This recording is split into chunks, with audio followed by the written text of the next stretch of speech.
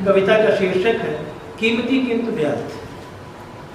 सबसे कठिन समय वह होता है जब आपको निर्णय लेना होता है कि कीमती किंतु व्यर्थ चीजों का क्या करें। जो निष्प्रयोज्य की श्रेणी में डाली जा चुकी हैं उनको कबाड़ में बेच दिया जाए या अतीत के गौरवबोध के लिए घर के किसी कोने में सजाकर रख दिया जाए। यह उलझन मुझे बार बार परेशान करती है। इसी दबाव में तमाम निष्प्रयोज्य हो चुकी चीजें मेरे घर का एक बड़ा हिस्सा घेर कर पड़ी हुई है। बार बार उन्हें बचाना पड़ता है, धो पोंछ कर खड़ा करना पड़ता है। तमाम मित्रों की सलाह है कि जो कबाड़ हो चुके हैं उन्हें बाहर करिए, जो बेकार हो चुके हैं उन्हें कबाड़ी को बेच देने में ही समझदारी। कभी कभी लगता है यह उचित सलाह है, फिर भी मुझे उन चीजों से जुड़ी हुई यादें ऐसा करने से रोकती हैं। मैं तमाम किंतु परंतु में उलझा कीमती किंतु व्यर्थ चीजों के भविष्य के बारे में चुप रह जाता हूं। मेरी अगली कविता का शीर्षक है रीढ़। एक रात उन्हें लगा कि उनकी रीढ़ की हड्डी गायब है। वे बिना रीढ़ के आदमी हो गए हैं। बादल सरोज जी सुनिए। परेशानी में वे हाथ पांव मारते रहे, फड़फड़ाते रहे, रीढ़ खोजने की कोशिश करते रहे, पर रीढ़ नहीं मिली। आईना दिखाने पर उन्हें अपना चेहरा पहचान में नहीं आ रहा था। नकारात्मकता के काले निशानों से वह बदसूरत हो चुका था। उनके पेट और पीठ पर निशान थे। उनके पेट और पीठ को ठीक से नापा गया था। कंधे पर काले धब्बे थे। उनके कंधे को ठीक से इस्तेमाल किया गया था। पानी पानी करते वे रसोई घर की ओर भागे, जहां थाली में बैगन रखे थे, कटोरी में मसूर की दाल, कोने में एक कॉकरोच जूठन लिए उनकी बराबरी में खड़ा था। वे लौटकर औंधे मुंह बिस्तर पर गिर पड़े। बिस्तर के सामंती मखमली एहसास ने रीढ़ वाली बात कुछ देर के लिए टाल दी। रीढ़ वाला राज खुलने के डर से तब से वे लोगों से कम मिल रहे थे। तन कर खड़े होने की बेकार कोशिश भी की थी उन्होंने। बिस्तर के सामंती मखमली एहसास ने उन्हें बेबस बना रखा था। एक दिन रीढ़ खोजने की जद्दोजहद में वे अपनी कुंठा के मंच से बाहर आकर गिर पड़े थे। उनके आसपास काले पीले दांतों वाले खिलखिलाते लोग नजर आए थे। वे सब उनकी पुरानी दुनिया के लहक चहक वाले दिनों के साथी थे। सबने हाफ पैंट के ऊपर पीले चादर लपेट रखे थे। सबके हाथों में चमचमाते खंजर थे। अब वे उनके वध की तैयारी में थे। वे बिस्तर पर अकशेरुक बने पड़े थे। रसोई घर वाला कॉकरोच जूठन लिए उनके बगल में बैठा था। सब कुछ देखते हुए वे पस्त पड़े थे। उनके मरने की खबर के सार्वजनिक होने का दिन आ गया था।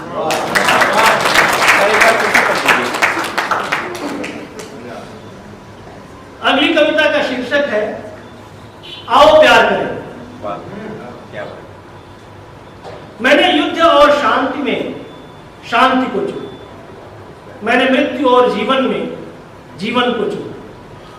वे जो भरा पूरा जीवन जीकर चले गए, उनके शोक में डूबने की जगह मैंने तुम्हारे साथ प्रेम में डूबना चुना। चारों ओर के शोर से बचते हुए मैंने प्रेम के क्षणों को जी लेना चाहा, जो हमारे और तुम्हारे साथ होने से संभव थे। नफरत की तमाम आंधियों के बीच हम बाहें थामे खड़े रहे और प्रेम में डूबे रहे। यह नफरत की सबसे बड़ी पराजय थी। हमने माथे पर तुम्हारे देश का झंडा लगाया और अपने देश के हुक्मरानों से कहा, हमें युद्ध नहीं शांति चाहिए। उनके तानाशाही फरमानों के बीच हमारी आवाज पूरी दुनिया में गूंजती रही। दुनिया के अरबों लोगों ने शांति को चुना, प्यार को चुना। इसीलिए मैं तुमसे हमेशा कहता हूँ, छद्म अध्यात्मवादी, घटिया नशाखोर, युद्ध उन्मादी, नफरती होने से अच्छा है आओ प्यार करें।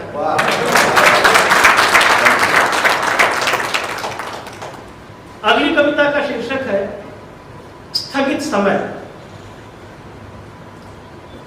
एक दिन उमस भरे मौसम में उसने कहा, कुछ अच्छा नहीं लग रहा है। मैंने भी उससे कहा, हाँ कुछ अच्छा नहीं लग रहा है। फिर हम दोनों उस कुछ की तलाश में निकल पड़े जो अच्छा लगे। रास्ते में ही निकलते खड़े मिले परिवार, समाज, संगी, साथी, विचार, सिद्धांत। सबके सवालों से ऊब कर हमने अपनी तलाश स्थगित कर दी। धीरे धीरे स्थगित होता गया। घूमना फिरना, हंसना, गाना, लिखना, पढ़ना, सोचना, विचारना। बस कभी कभी हम सड़कों पर चीख चिल्ला दिया करते थे। इस स्थगित समय का स्वतः संज्ञान लेते हुए माननीय न्यायालय ने हमारे चीखने चिल्लाने पर स्थगन आदेश पारित कर दिया। सरकार ने इसकी व्याख्या अपनी तरह से की। उसने अध्यादेश लाकर हमारे बोलने के अधिकार को स्थगित कर दिया। आदेश पारित होने के बाद एक डॉक्टर ने फोन करके कहा, इस समय जीने के लिए जरूरी है दाहिने वाले पार्क में रोज दौड़ लगाना। उस फोन के बाद से हम थोड़ा सोचना शुरू किए हैं, आखिर हम निकले ही क्यों थे उमस भरे मौसम में, उस कुछ की तलाश में जो अच्छा नहीं लग रहा था।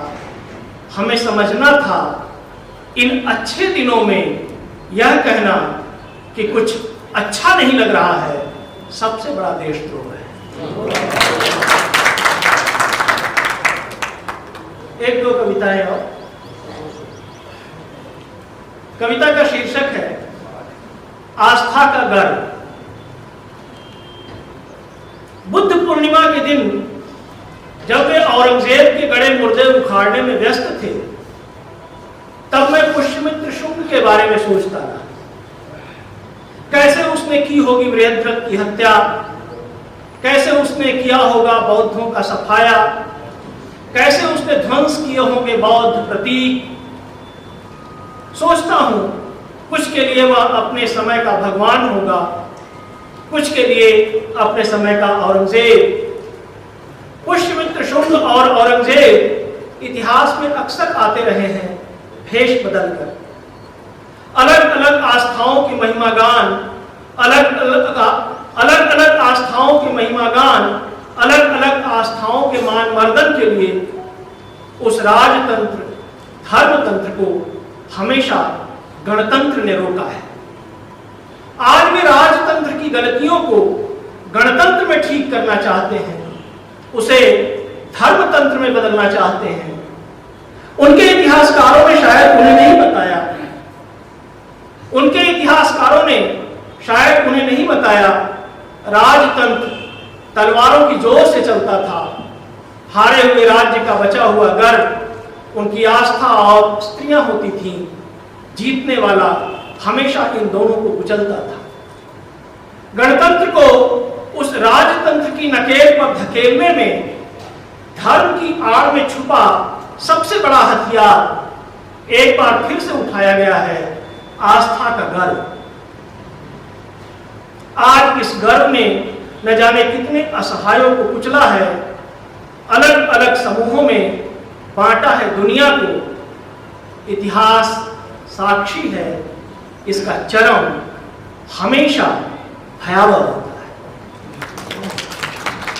आखिरी कविता है हत्याओं के चुप्पे सामान। तुम कहां से जुटा लेते हो इतनी नफरत कि हमारे ही सीने में धंसकर हमारी ही धड़कन चाक कर देते हो? तुम कहां से जुटा लेते हो इतना झूठ कि मीठी मीठी बातें बोलकर हमें ही कई खांचों में बांट देते हो? तुम कहां से जुटा लेते हो इतना विश्वासघात कि हमारी भावनाओं में बसकर हमारी ही दुनिया उजाड़ देते हो? तुम कहां से जुटा लेते हो इतना काइयापन कि हमारे ही आंगन में बैठकर हमें ही घर से निकाल देते हो? जुटा लो जितना चाहे जुटा लो हत्याओं के चुप्पे सामान। कभी न कभी इनकी अति बनेगी तुम्हारी बधिक, तब तुम्हें बचाने वाला कोई नहीं।